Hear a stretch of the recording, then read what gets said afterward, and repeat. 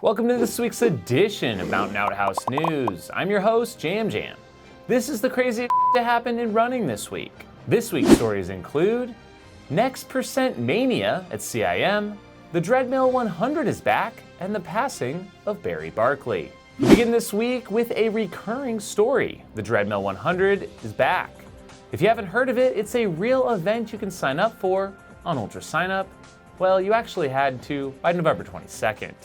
Anywho, it's a 48-hour or 100-miler on a treadmill, with 100% of the proceeds going to Alzheimer's research. It looks like they had 100 people sign up this year, and you get to pick your start date from December 1st to the 31st.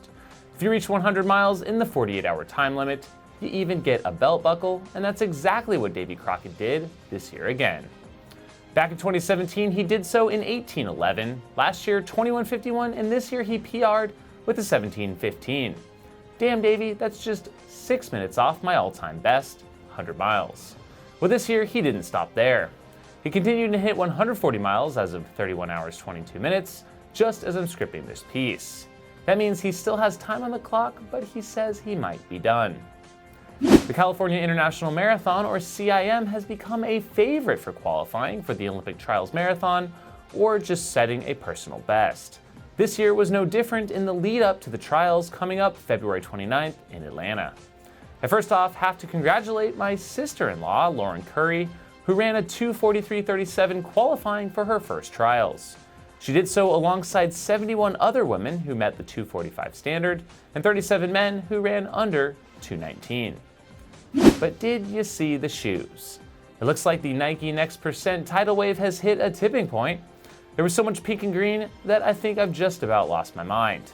It really makes you think not only about Nike's marketing, but just about how this shoe is perceived and the performance gains that are taking place with this thing. Looking ahead to Desert Solstice, even Nike critic Robbie Britton came out reporting he will be wearing the shoe because essentially he feels foolish not to.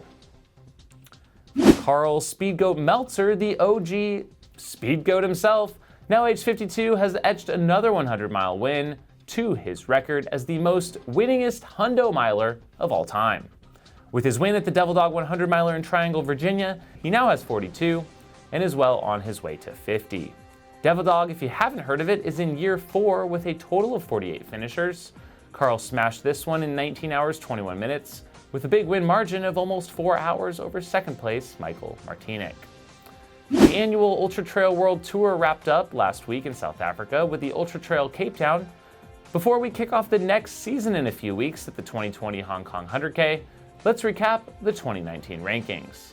Athletes earn points at each event they win or place well at depending on each race's level. Pau Capel was the top 2019 athlete with 2,600 points, followed up by Shen Zhaishen of China with 1,865.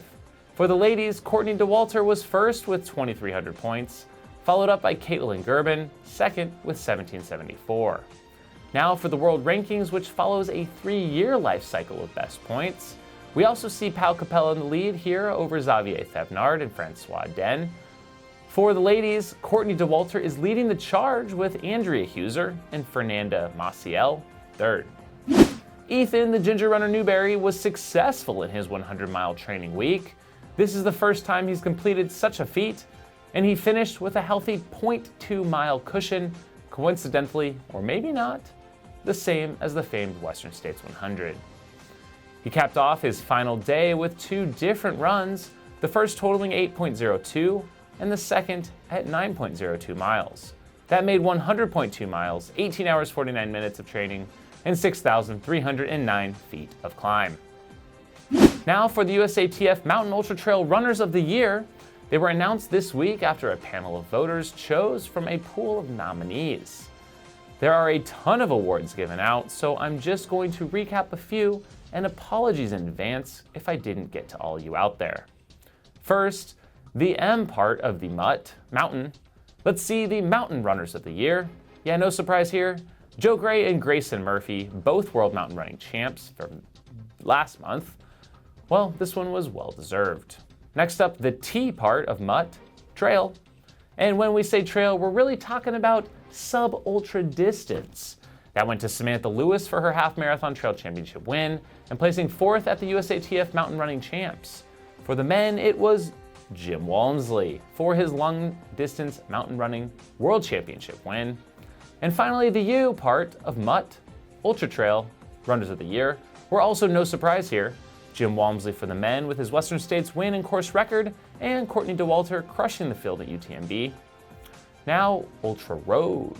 Camille Herron clearly the victor here with 2 world records at 24 hours since last December and a win at World 24 Hour. Zach Bitter takes the men's with world records at both 100 miles in 12 hours.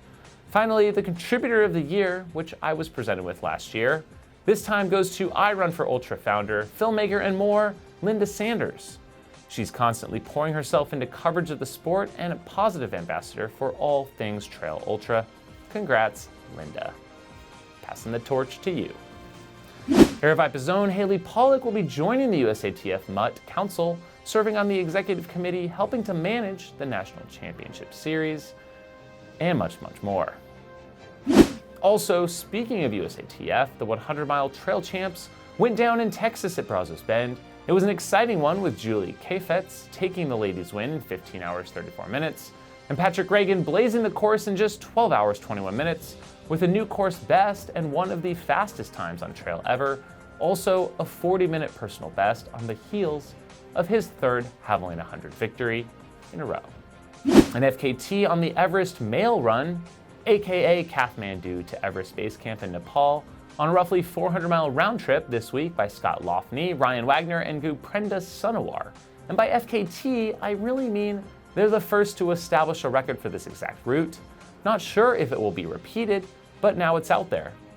It took 9 days, 23 hours, 21 minutes to complete it. Desert Solstice kicks off this morning, actually, with a field of 20 strong runners looking to push for records and personal bests on the Central High School track in Phoenix, Arizona. We'll have full details next week, but look for Robbie Britton, Mark Hammond, Pete Kostelnick, Oswaldo Lopez, Kyle Pietari, and more on the men's side, with Megan Laws going for a fast 100K, Del Salt, and Susie Swinehart. It's a bit of a lighter year for Solstice, but still gonna be a good one. I'm on my way there now. It was announced that there will be an IAU 24-hour Americas Championship in 2020 at the Termas de Rio Hondo on May 17th next year. With it being an off year for the world champs, this might attract some talent for those who want to compete on an international level. Hopefully that one doesn't get canceled.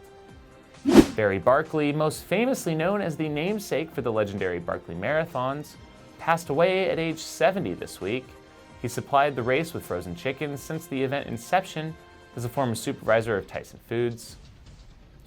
This is truly the end of an era for the Barkley Marathons, and I'm sure we'll be all thinking of Barry while we're out there next year. And with that, thanks for tuning in to episode 175 of Outhouse News. The show would not be possible without the continued support of our Patreon contributors, who help with the production of the show each and every week. Join the Patreon crew at the link below for as little as $2 per month.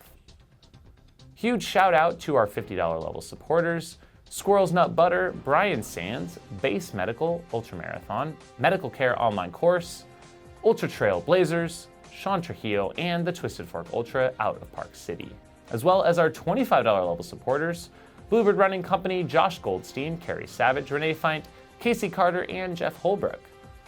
Thanks for checking out the show, and we'll see you next time. If you have crazy stories to share or a question or feedback for the show, please leave a comment below. And finally, if you'd like to own this custom pair of Jam Jam sunglasses, complete with a signed certificate of authenticity, check out the link in the description.